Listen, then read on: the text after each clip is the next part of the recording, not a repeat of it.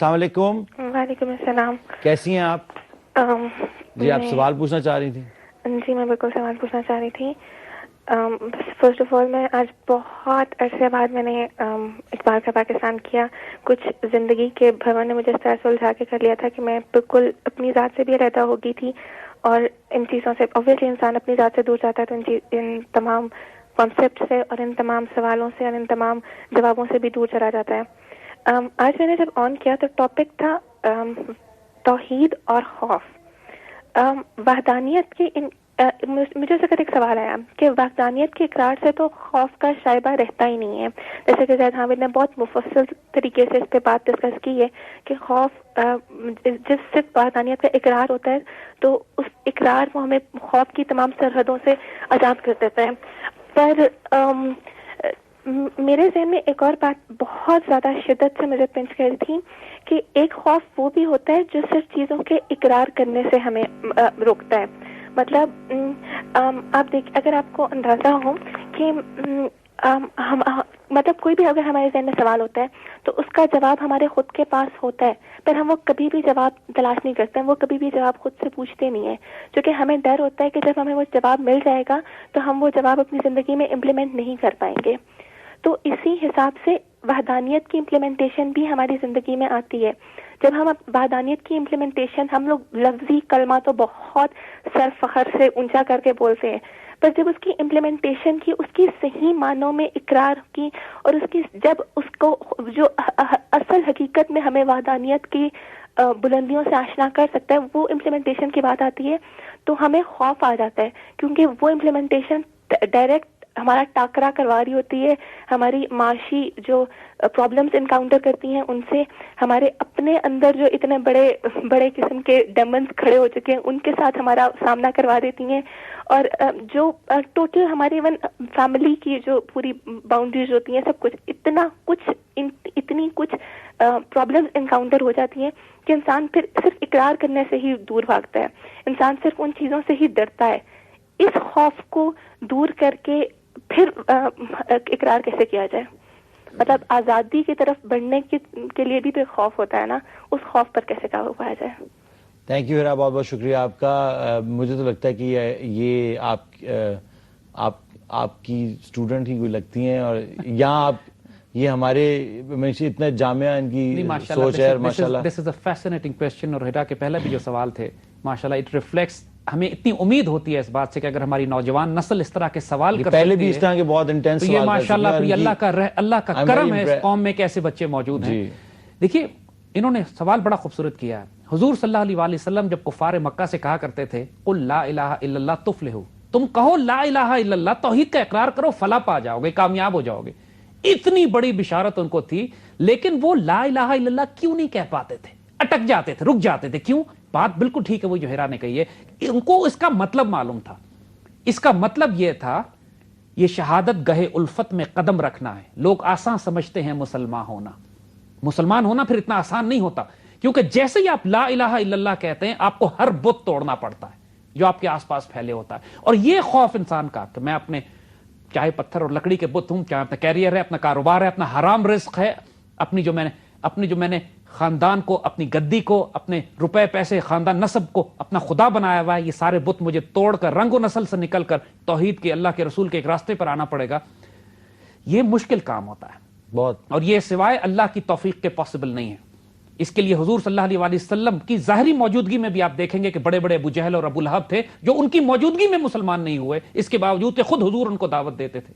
اس کے لیے خاص اللہ کا فضل چاہیے, کیونکہ اللہ کا فضل اگر نہ ہو تو انسان پھر اس ہدایت سچائی کو جاننے کے باوجود اس کی طرف قدم نہیں اٹھاتا, کفار کو ریزسٹ کرتا ہے. کفار کو اچھی طرح معلوم تھا. خاص ہم مسلمانوں کا بھی یہی پرابلم, ہمارا آج کل یہی المیہ ہے کہ ہم اپنے لائف سٹائل کو چھوڑنا نہیں چاہتے, ہم اپنے خداؤں کو توڑنا نہیں چاہتے جو ہم نے بنائے ہوئے. ہم نام سے توحید کے نبات کرتے ہیں, لیکن توحید کے اثرات ہمارے وجود پہ اس لیے نہیں ہے کہ ہم نے حوث چھپ چھپ کے جس نے ہمارے سینوں میں تصویریں بنائی ہوئی ہیں خوف کی وجہ سے. دوبارہ وہی بات ہے, دیکھیے قرآن میں ہم حیران ہوتے ہیں, اور اقبال نے جس طرح اس کو کوٹ کیا ہے, اتنا خوف کا ذکر کیا گیا ہے اتنی جگہوں پہ. ایک جگہ کیا, لا تقنطوا من رحمت اللہ, اللہ کی رحمت سے مایوس نہیں ہو. پھر اقبال آگے شعر کہتے ہیں کہ اے ملت جو غم کے قید خانے میں گرفتار ہے, اپنے نبی صلی اللہ علیہ وسلم کی جو تعلیم ہے لا تحزن, اس سے سبق سیکھو.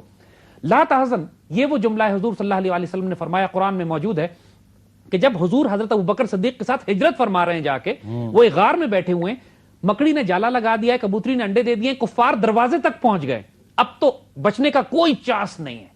اس وقت حضرت ابوبکر صدیق سے حضور نے فرمایا لا تحزن ان اللہ معنا, گھبراؤ نہیں, اللہ ہمارے ساتھ ہے. اب یہ جو پیغام حضرت ابوبکر صدیق کو دیا گیا, اس سے ہوپلیس سچویشن تو نہیں ہو سکتی کائنات میں. اب ہماری اللہ کے فضل سے پاکستانیوں کی وہ حالت تو نہیں ہے یار, وی آر نیوکلیئر پاور, اور بلیو کرنے والے کے لیے اس سے زیادہ ہوپ فل سچویشن کوئی نہیں کیونکہ اللہ, اگر آپ بلیو کرتے ہیں اور وہ کہہ رہے ہیں کہ اللہ ہمارے ساتھ ہے, اس کا مطلب بلیو کرنے والے کے لیے تو ہے کہ وہ, اور this is exactly what Iqbal said کہ اس حضور کے جملے نے, اس حضور کی بیان مبارک نے کیا, اس سبق نے صدیق کو سچا بنا دیا. وہ مضبوط ہو گئے, محکم ہو گئے, اور اس نے ان کو سرمست بنا دیا. یعنی وہ عشق میں, مستی میں آ گئے کہ اب اللہ ہمارے ساتھ ہے, اب کون ہمیں کرنے والا ہے. اور اس امت سے, ملت سے اقبال یہی کہہ رہے ہیں کہ حضور کے اس بیان سے سبق حاصل کرو, لا تحزن ان اللہ معنا, کبھی مت مایوس ہونا, کبھی خوف میں مبتلا مت ہونا, دکھ میں مت مبتلا ہونا, اللہ ہمارے ساتھ ہے یار. جس کے ساتھ اللہ ہو, ملائکہ ہو, نبی ہو, جس کے ساتھ مومنین کی جماعت ہو, تو ظاہری حالات کی مشکلات اور پریشانی سے ظاہری طور پر کتنے بھی ہوپلیس سچویشن کیوں نہ ہو جائے یار, اللہ کے فضل سے پاکستان کو کبھی اتنی ہوپلیس سچویشن تو کبھی نہیں ہوئی جتنی اس وقت حضور اور ابوبکر صدیق کے ساتھ تھی. ایک غار کے اندر ہیں, ٹریپ ہو گئے, کفار دروازے تک پہنچ گئے اور کوئی راستہ نہیں ہے. اس وقت فرما رہے ہیں لا تحزن ان اللہ معنا, اللہ ہمارے ساتھ ہے, اور اس نے صدیق اکبر کو صدیق اکبر بنا دیا. تو یہ جو میسج ہے کہ اگر کسی قوم نے اپنی پالیسیز, اپنی اسٹریٹجیز, اپنی ملٹری اسٹریٹجی, اپنی اکنامک پالیسیز فیئر پہ, خوف پہ بنیاد رکھ کے کی, وہ قوم تباہ و برباد ہو جائے گی. ہماری ساری پرابلم یہی ہے کہ ایک غلام اور آزاد کا فرق علی یہی ہے کہ غلام کو آپ پنجرے سے نکال کر کھلے میدان میں بھی چھوڑ دیں, وہ ڈر کے مارے زندگی گزارتا ہے. his life is spent in fear, وہ ہر وقت اس خوف میں ہوتا ہے. we are from that later category نا, ہم وہ غلام ہیں جن کو پنجروں سے نکال بھی دیا ہوا ہے لیکن ہم پھر بھی آزاد نہیں ہو سکے. ہمارے ذہن فکریں غلام میں, اور غلام بھی خدا کے غلام نہیں ہیں, ہم لوگ کفر اور طاغوت کے غلام بنا دیے گئے ہماری قوم کو. اور ہمیں یہ کہا جاتا ہے کہ ڈیموکریسی سے تم نکلے تو تباہ ہو جاؤ گے, جمہوریت تمہاری زندگی کا واحد راستہ ہے, تم سود اور ربا کے اکنامک سسٹم سے نکلے تو تم بھوکے مار دیے جاؤ گے. ہمیں یہی سکھایا جا رہا ہے نا. تم گلوبل زائنسٹ کنٹرول, لوگ اس سے باہر سوچ نہیں سکتے, کچھ اس سے باہر سوچ نہیں سکتے. آپ لوگوں سے, بڑے بڑے لوگوں سے بات کرو, پاکستان کی عزت اور آبرو کو دفاع کرنے کے لیے ہمیں یہ پالیسیز بنانی ہے, تو ان کا جواب یہ ہوتا ہے امریکہ مانے گا نہیں, امریکہ راضی نہیں ہوگا, امریکہ ہمیں تباہ کر دے گا. اللہ کی پناہ, ان کا خدا امریکہ ہے, اللہ نہیں ہے. ان کا کلمہ انہوں نے یہ بنا دیا کہ کوئی خدا نہیں سوائے امریکہ کے, نعوذ باللہ. صحیح بات ہے.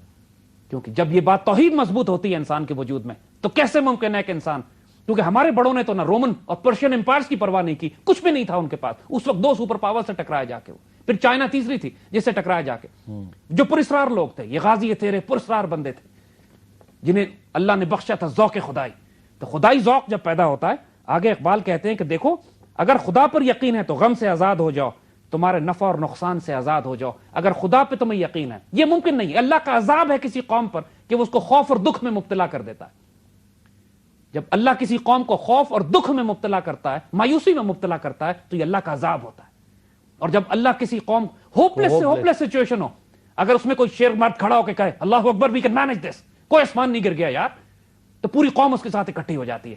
غزوہ حنین کے موقع پر جب پوری مسلمان فوج بکھر گئی اور کفار نے چاروں طرف سے سرپرائز ایمبوش کیا مسلمان آرمی پہ, اس وقت صرف حضور صلی اللہ علیہ وسلم سٹینڈ لیے ہوئے, آخر میں جھنڈا ہاتھ میں لے کے کھڑے ہوئے کہ میں اللہ کا رسول ہوں, میں محمد بن عبداللہ صلی اللہ علیہ وسلم ہوں, اور کوئی مسلمانوں میری طرف آؤ. اس حنین کے کرائسس میں بڑے بڑے صحابہ بکھر گئے, اس اچانک ایمبوش جو ہوا ہے, حضور was standing and everybody flocked around ہم, اور پوری امت جمعیت مسلمان ری گروپ کر کے کاؤنٹر اٹیک کر سکے. اگین ساری زندگی میں حیات طیبہ میں آپ کو لاکھوں مثالیں ایسی ملتی ہیں کہ ایک آدمی last man standing becomes the leader. وہی کہہ رہے کہ few individual change the course of history. You see, my father was an army officer. میں ان سے بیٹل ایکسپیرینسز پوچھتا تھا میدان جنگ میں کیا ہوتا ہے. And he says کہ پوری بیٹل فیلڈ میں بھی 2 4 5 آفیسرز ہوتے ہیں جو میڈ بریو ہوتے ہیں, جنونی دیوانے, اور لٹرلی پورے بریگیڈ کو, پورے یونٹ کو وہ چلا رہے ہوتے ہیں. ان کے حوصلے کو دیکھ کے دوسروں کو حوصلہ ہو رہا ہوتا ہے.